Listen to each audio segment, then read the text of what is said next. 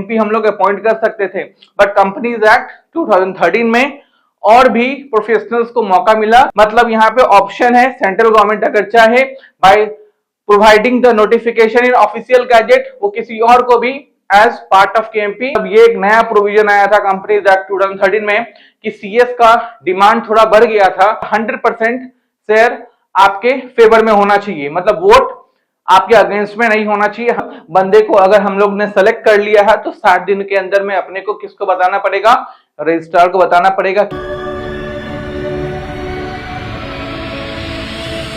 Hello everyone, welcome back to our channel. बच्चों, आज हम लोग कंपनी एडमिनिस्ट्रेशन के टॉपिक को कवर करेंगे। कंपनी लॉ में ये सेकंड लास्ट चैप्टर है, जहां पे आपको पता चलेगा कि कंपनी फॉर्मेशन के बाद कंपनी को ऑपरेट करने के लिए कैसा एडमिन पैनल चाहिए होता है। कंपनी को अगर प्रॉपरली रन करना है तो हमारा जो बोर्ड का मेंबर होगा उसके अंदर कौन कौन पार्टिसिपेट कर सकता है, हमारे कंपनी में की मैनेजरियल पर्सोनेल कौन कौन होते हैं, उनका क्या रोल होता है, वो कब अपॉइंट करना पड़ता है, बिकॉज अलग अलग फॉर्म ऑफ कंपनी के लिए अलग अलग रिक्वायरमेंट है। डायरेक्टर का कॉन्सेप्ट को समझेंगे कि डायरेक्टर कितने तरीके के डायरेक्टर होते हैं, डायरेक्टर को कब अपॉइंट करना पड़ता है, डायरेक्टर को रिमूव कैसे कर सकते हैं, क्या क्वालिफिकेशन होता है, क्या डिस्क्वालिफिकेशन होता है, अपॉइंटमेंट ऑफ डायरेक्टर कैसे होगा, फिर ऑडिटर को अपॉइंट कब किया जाता है, क्या क्या आपका क्वालिफिकेशन होगा ऑडिटर का, क्या क्या आपका डिस्क्वालिफिकेशन होगा ऑडिटर का, क्या क्या काम ऑडिटर परफॉर्म नहीं कर सकता है।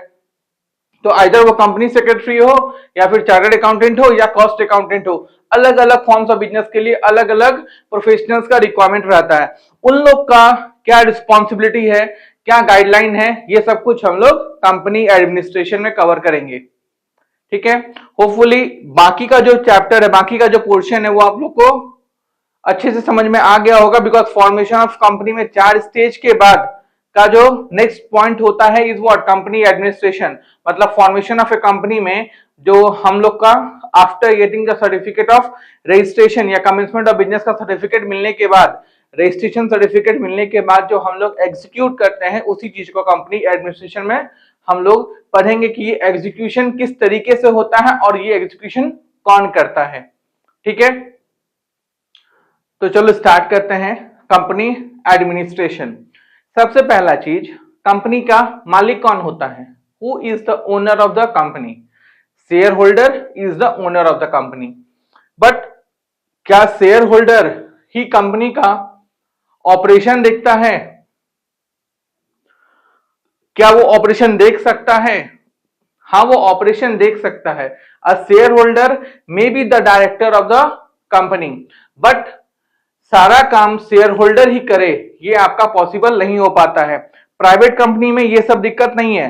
प्राइवेट कंपनी के लिए तो बताए थे कि अपने को कमेंसमेंट ऑफ बिजनेस का सर्टिफिकेट का भी दरकार नहीं होता है। हम लोग को सीन नंबर मिल गया, आफ्टर डूइंग इनकॉर्पोरेशन हमारे पास सीन नंबर आ जाता है, हम लोग धंधा शुरू कर सकते हैं in case of private company. But in case of public company अपने को कमेंसमेंट सर्टिफिकेट चाहिए होता है। तो पब्लिक कंपनी हो, लिस्टेड कंपनी हो, पब्लिक अनलिस्टेड कंपनी हो, उन सब के लिए अलग अलग रिक्वायरमेंट होता है कि कंपनी को चलाने के लिए अपने को बोर्ड मेंबर फ्रेम करना पड़ता है, बोर्ड ऑफ डायरेक्टर बनाना पड़ता है। उसके अंदर में फिर कॉन्सेप्ट आता है केएमपी का, की मैनेजरियल पर्सोनेल। तो उन लोगों में किस किस को हम लोग अपॉइंट कर सकते हैं एज केएमपी? तो उसमें मैनेजिंग डायरेक्टर होता है, मैनेजर होता है if the whole time director is absent, उसमें चीफ फाइनेंशियल ऑफिसर होते हैं, उसमें कंपनी सेक्रेटरी रहते हैं, उसमें चार्टर्ड अकाउंटेंट नहीं रहते हैं। मतलब की मैनेजरियल पर्सोनेल आपका कंपनी सेक्रेटरी हो सकता है बट चार्टर्ड अकाउंटेंट नहीं हो सकता है।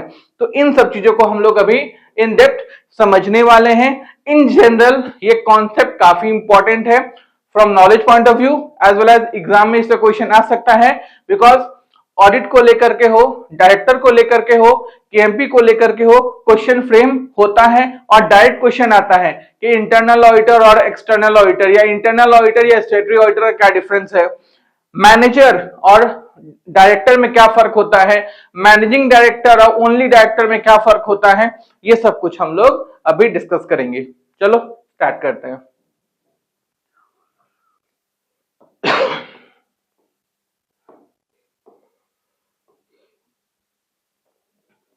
सबसे पहला जो कॉन्सेप्ट लिखा हुआ है, companies act 2013 has introduced many new concepts and key managerial personnel is one of them. While the Companies Act 1956 recognized only managing director, whole-time director, manager as a managerial personnel.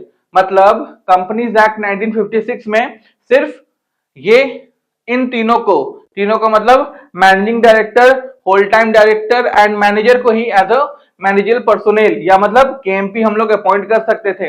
But companies act 2013 में और भी professionals को मौका मिला to be considered themselves as part of KMP. वो क्या है? The term key management personnel includes those people having authority and responsibility from planning, directing and controlling the activity of an entity either directly or indirectly. Key management personnel are employees who have the authority to directly or indirectly plan and control the business operation. In short, to execute the business operation, a company need a particular individual who can operate their operation in the absence of their owner, or they can work on behalf of the owner if the shareholder is not directly participated in the organization. The KMP will execute their operation and perform the operation in the benefits of the particular company. क्या definition है KMP का? The definition of term KMP contained in section 2 clause 51. ये याद रखिएगा, section 2 clause 51.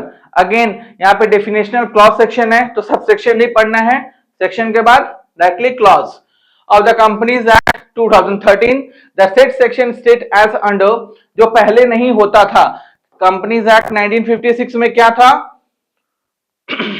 Managing director, whole time director and manager is the only KMP of a particular company.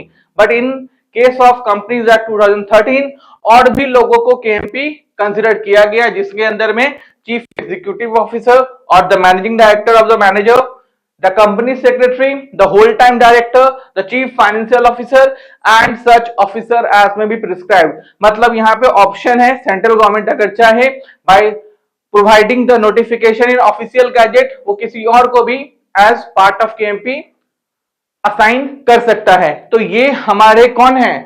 KMP under section 2 clause 51। कौन कौन है? Chief executive officer, managing director और the manager. Manager कब आएगा? In the absence of whole time director. Usually director ही रहता है, but अगर मैनेजर एब्सेंट है, आपका होल टाइम डायरेक्टर एब्सेंट है, तो उसके बिहाफ में मैनेजर पार्टिसिपेट करेगा एज केएमपी। फिर सीएस, कंपनी सेक्रेटरी। अच्छा, सबका अपना अपना एक्ट है, सीएस एक्ट 1980 है, तो उसके हिसाब से प्रोविजन को आपको पढ़ना रहेगा। नेक्स्ट, होल टाइम डायरेक्टर जो डब्ल्यूटीडी होता है, अगेन यह एब्सेंट अगर नहीं रहेगा तो फिर मैनेजर उसका काम को संभालेगा। फिर चीफ फाइनेंशियल ऑफिसर जिसको हम लोग सीएफओ बोलते हैं, such other officer as be prescribe under this act. ठीक है। Now company which are required to appoint key managerial personnel mandatory, मतलब इन लोग को अपॉइंट करना मैंडेटरी है। जैसा मैंने बोला, प्राइवेट कंपनी को इस सब का दिक्कत नहीं है, public company, public listed company को ये सब कुछ करना ही पड़ेगा, या पब्लिक अनलिस्टेड कंपनी, क्राइटेरिया है, कंडीशन है, फुलफिल होगा तो you have to follow the guidelines and the provisions. क्या है? Every other public company having paid up share capital of ₹10 crore और more, paid up share capital कितना होना चाहिए? 10 करोड़ या उससे ज्यादा, shall have the following whole time की मैनेजरियल पर्सोनेल, उन लोग को क्या रखना पड़ेगा? केएमपी रखना पड़ेगा। तो केएमपी कौन होगा? Either managing director, chief executive officer और manager, and in their absence a whole time director, या फिर कंपनी सेक्रेटरी या चीफ फाइनेंशियल ऑफिसर या other any other officer as we prescribed under this act by the central government under notification under official gazette. Apart from this, company which does not fit the above description and which isn't having paid up share capital of 5 crore or more must appoint a whole time company secretary, मतलब ये एक नया provision आया था companies act 2013 में कि CS का demand थोड़ा बढ़ गया था, बिकॉज यहाँ पे जिस कंपनी का 5 crore paid up share capital which does not fit the above description, मतलब 10 करोड़ का क्राइटेरिया फुलफिल नहीं कर रहे हो, बट अगर 5 करोड़ आपका पेड अप शेयर कैपिटल है तो आपको मैंडेटरी केएमपी अपॉइंट मत करो, बट केएमपी का जो पार्ट है जिसको हम लोग कंपनी सेक्रेटरी बोलते हैं वो आपको अपॉइंट करना ही पड़ेगा। 10 करोड़ का क्राइटेरिया सभी के लिए है, बट अगर 5 करोड़ भी आपका पेड अप शेयर कैपिटल रहता है तो आपको क्या करना पड़ेगा, एक होल टाइम कंपनी सेक्रेटरी अपने कंपनी में अपॉइंट करके रखना पड़ेगा।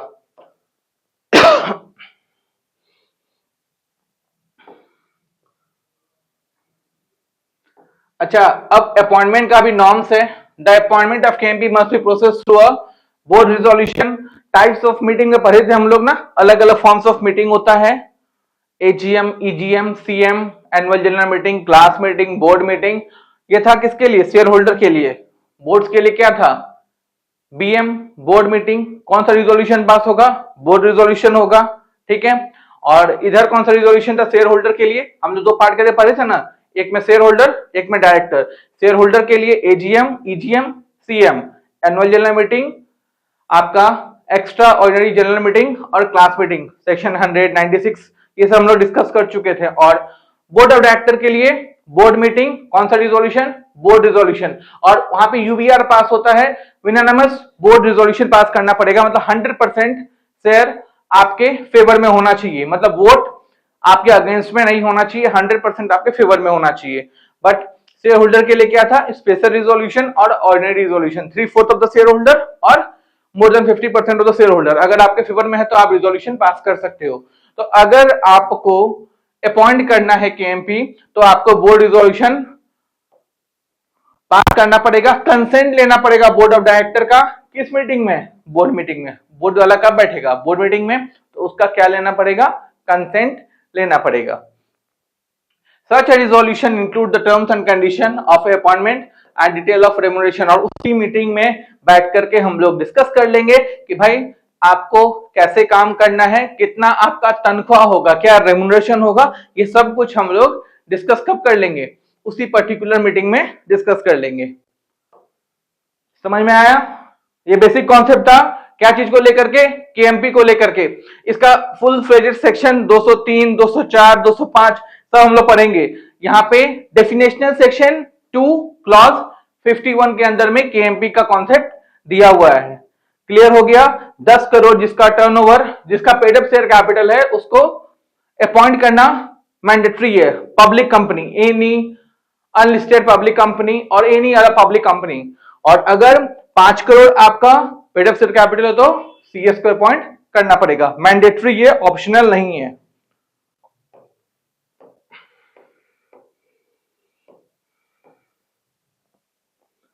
Post the appointment, the company need to file a return with the registrar in the prescribed form within 60 days of the date of such appointment।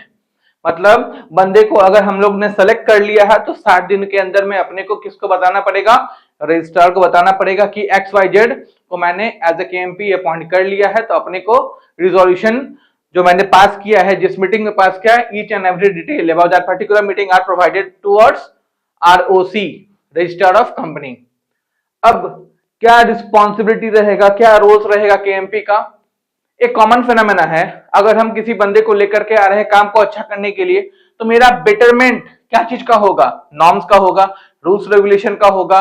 मेरा अच्छा project को हम लोग असाइन कर पाएंगे, मेरे पास ऑप्शन रहेगा to get more and more better projects, मेरे को अच्छा काम मिलेगा, मेरा कोई भी आपका लीगल कंप्लायंसेस में दिक्कत नहीं होगा अगर हम प्रोमिनेंट तरीके से केएमपी को असाइन करके रखते हैं। बिकॉज हम लोग क्या कर रहे हैं एज अ कंपनी, हम लोग पेमेंट करेंगे ना, पेमेंट तो अभी करेंगे नहीं, तो हमको उससे क्या लेना पड़ेगा, काम लेना पड़ेगा, तो उसके हिसाब से अपने को उसको आउटपुट देना पड़ेगा।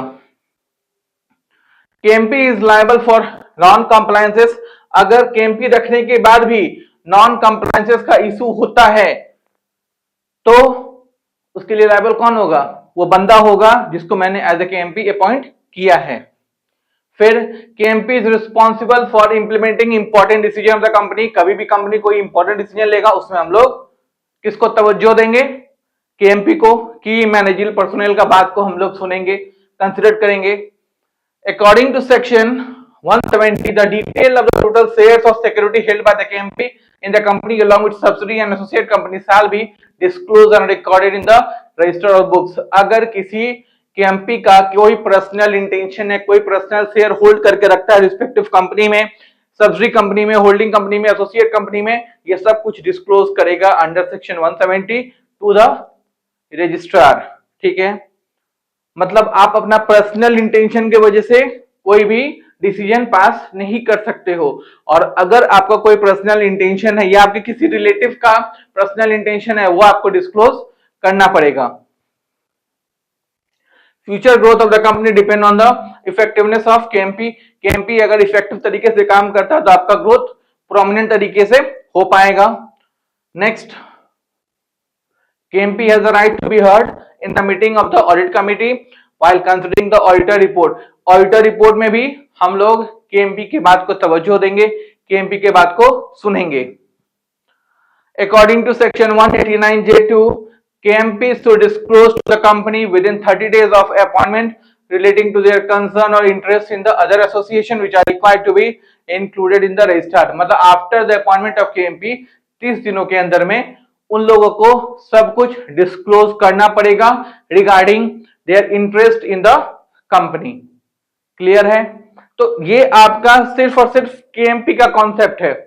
अब नेक्स्ट वीडियो में हम लोग एक एक चीज को फुल तरीके से पोस्टमार्टम करेंगे कि आपका चीफ फाइनेंशियल ऑफिसर कौन होता है, ऑडिटर कौन होता है, डायरेक्टर कौन होता है, होल टाइम डायरेक्टर कौन होता है, वुमेन डायरेक्टर क्या होता है। इसको हम लोग नेक्स्ट वीडियो में कंटिन्यू करेंगे। होपफुली समझ में आया होगा। Thank you for watching this video. Bye bye.